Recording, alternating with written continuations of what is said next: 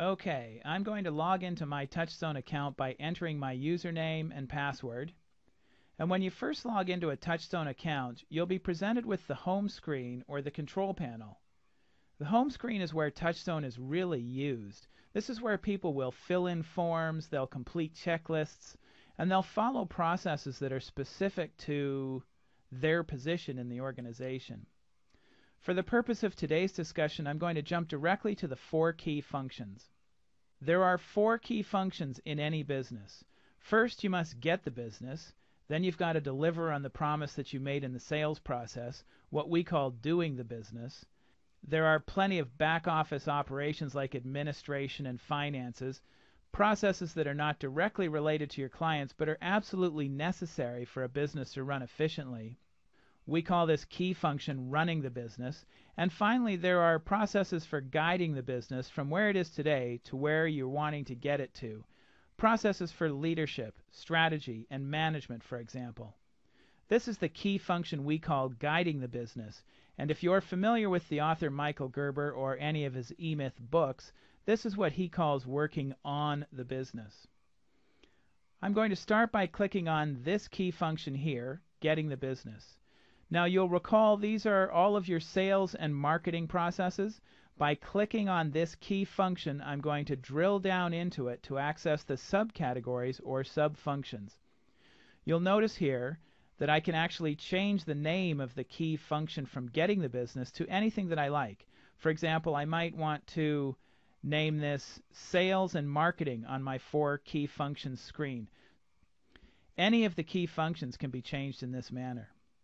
Okay, so let's go back to the sales and marketing key function. These 2 subcategories, marketing and sales, are the 2 subcategories that come with your TouchStone application. Subfunctions are completely customizable. You can have as few or as many as you want. You can name them whatever you want. Some people are quite content with marketing and sales, but for the sake of this presentation, I'm going to edit the subfunctions. I like to differentiate to 4 key elements of any sales and marketing process. I'm going to edit this subfunction called marketing to target market development. Target market development is the strategic side or the research part of the sales process. This is the process of understanding your clients, how they think and behave, how they view the world, where they live. It's what we call demographic characteristics, psychographic characteristics, and geographic characteristics.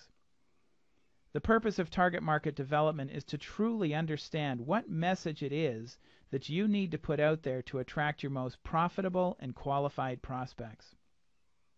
When you develop that message, you need to determine how best to put it out in the world. Where are your most qualified prospects going to see it or hear it? When you actually put that message out into the appropriate channels, we call this advertising or lead generation. This begins the tactical part of the sales process. So I'm going to add a 3rd subfunction then called lead development and advertising. Remember, you can name these anything you want. This part of the program is completely customizable. Okay, so lead development and advertising then is putting the right message out into the right channel to attract the ideal prospects to you, so you can then convert them into clients, what most people consider to be the real sales process. I'm going to differentiate this subcategory here. Instead of calling it just sales, I'm going to edit the subfunction and call it sales conversion, so that I can be very specific for the systems that are part of this subcategory or subfunction. And finally, if you have repeat clients, you might have a 4th subfunction called client reconversion.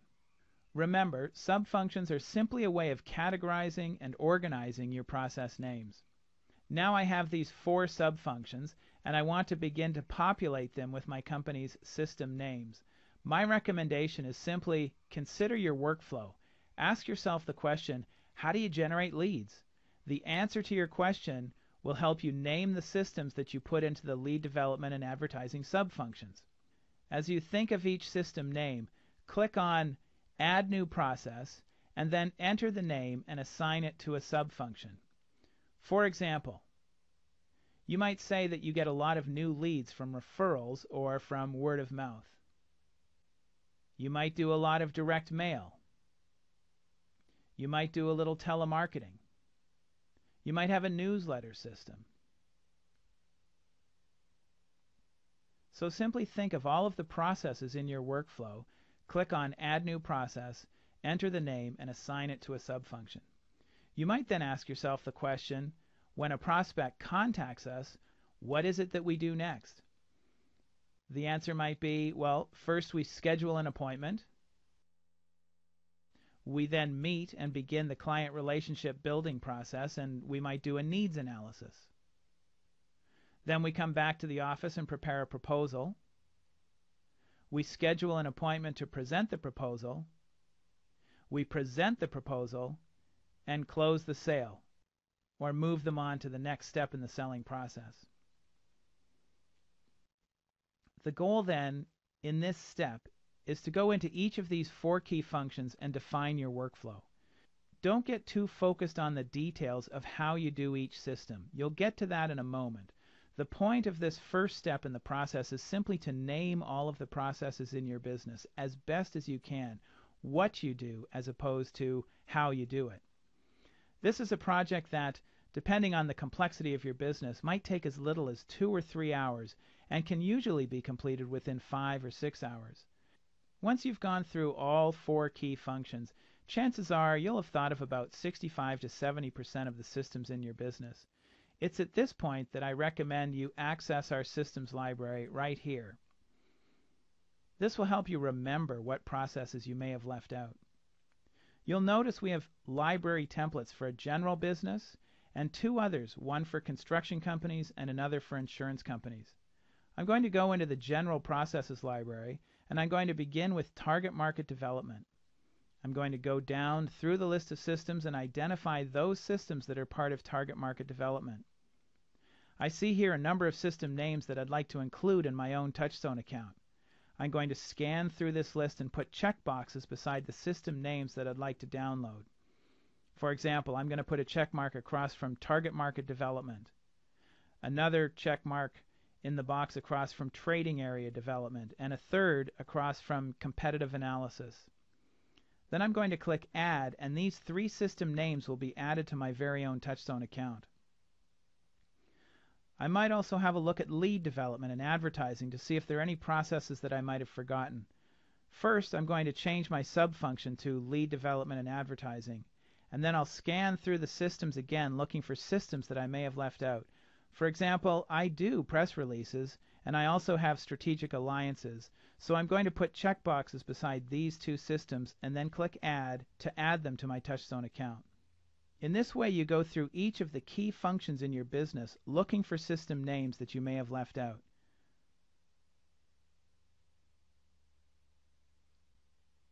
What you'll be left with at the end of this process is a comprehensive list of all of the systems in your business, what we call your business systems blueprint, or the systemic infrastructure of your business. This is a very profound and powerful step to take in the development of your business. Most people have never seen their business in terms of all of its processes. This takes the mystery out of an understanding of your business. Most business owners can now step back and see their business as it really is for the very first time.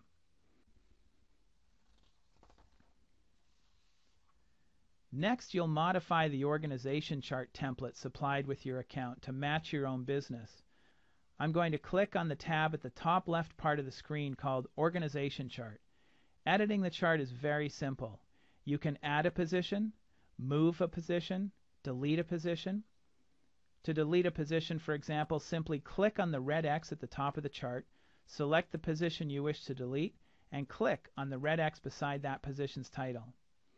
To add a position, click on the Add Position icon at the top of the chart, input the name of the position. In this example, I'll add back in the marketing associate, select the position to whom that position reports, and click Save. If you want to rename a position, click on it, select Edit Position Title, and put the position's name in the title box. Once you've created your organization chart, you can link processes from the systems database to specific positions on the org chart to create job descriptions. As an example, let's create a job description for the marketing associate. You'll notice when I click on the Marketing Associate's position, there is no job description currently created. To create this position's job description, I'm simply going to link processes from the 4 key functions to this specific position on the org chart. To begin, I'm going to add some strategic processes, some management processes. I'll choose the Management subfunction and select Classes and Workshops. I'm also going to select Process Development and Implementation because I want this individual to help me develop my processes. I'm going to select Time Management, and then I'll click Add, and these processes will be added to this position's job description.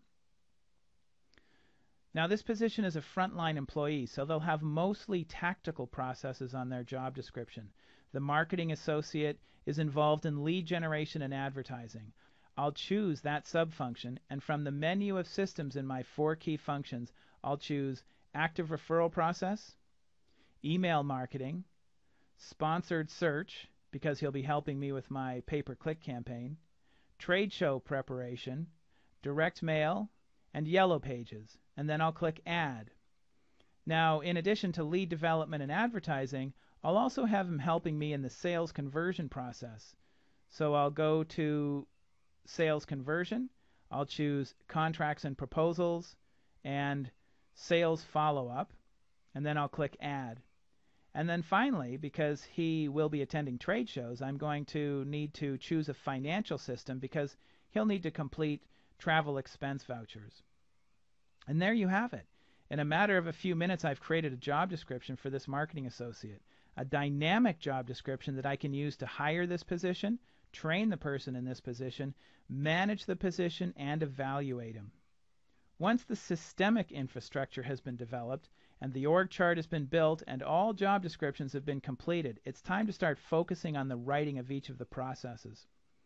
There are 6 different tools available to write processes: a work plan, which is the detailed sequential workflow, a checklist, scripts that are best used for sales processes and management processes, uploaded files, which can include Microsoft Word documents, Microsoft Excel spreadsheets, PowerPoint presentations, and any Adobe Acrobat PDF file, forms that can be easily filled in on the screen and saved in an individual's control panel, and policy notes, which generally are specific to each process.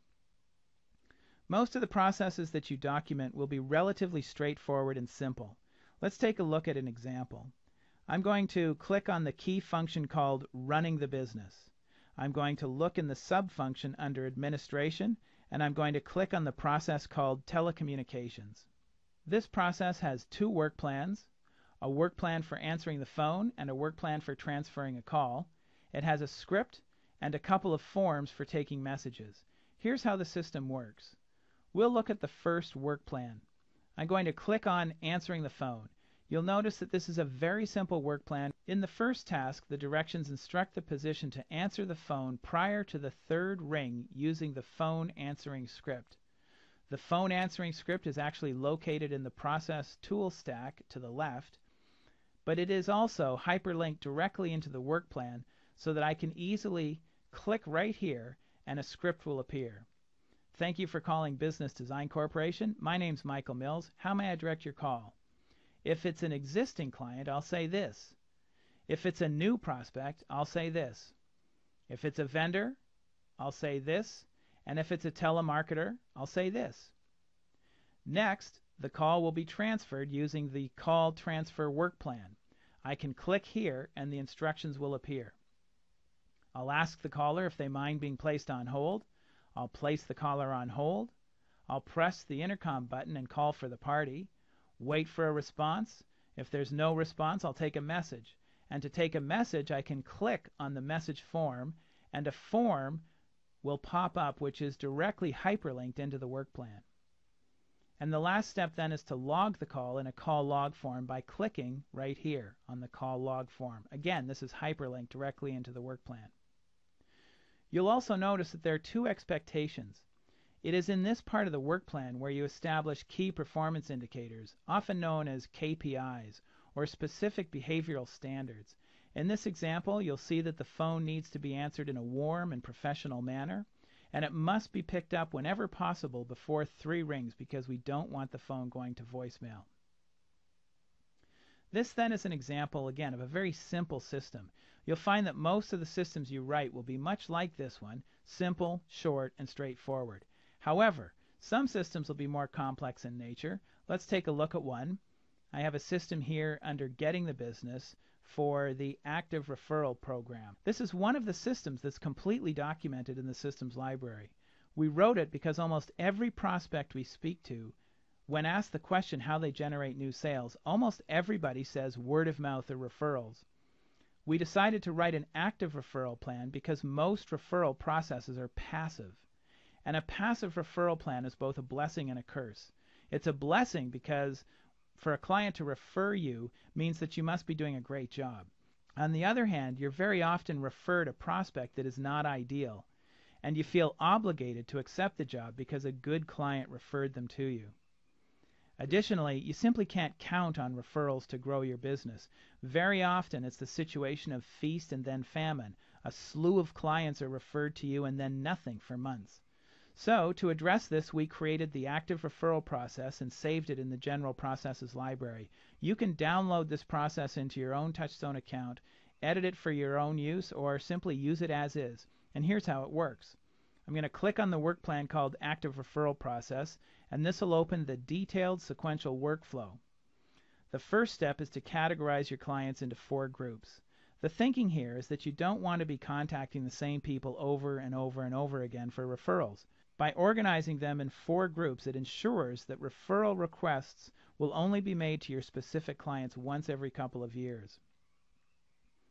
Once the list is categorized, you'll send them an email or a letter introducing the active referral process. The letter is stored as an uploaded file in the process tool stack over here to the left. It is also hyperlinked directly into the work plan. Now, I don't have to waste time looking for this letter or fear that my salespeople are going to be sending the wrong letter.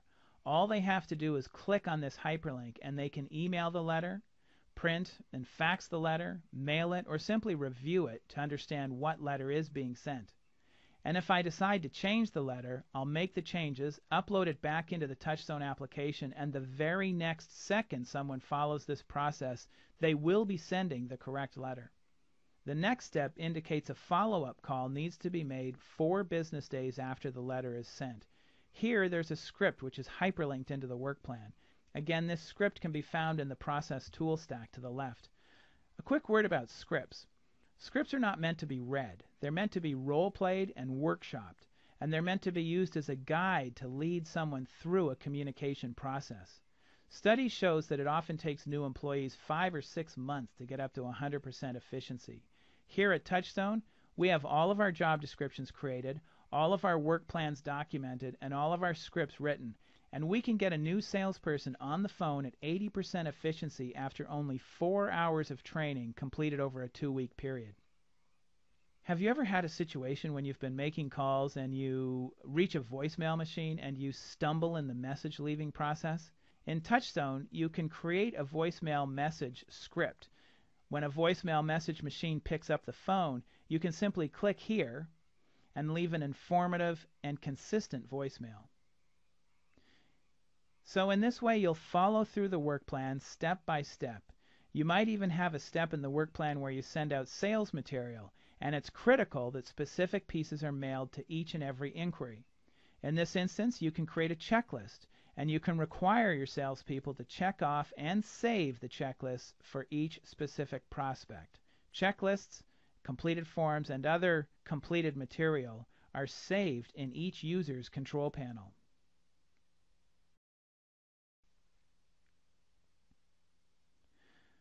Not all employees have equal access to all processes in your TouchStone account. Employees can be assigned to specific positions, either one or more positions,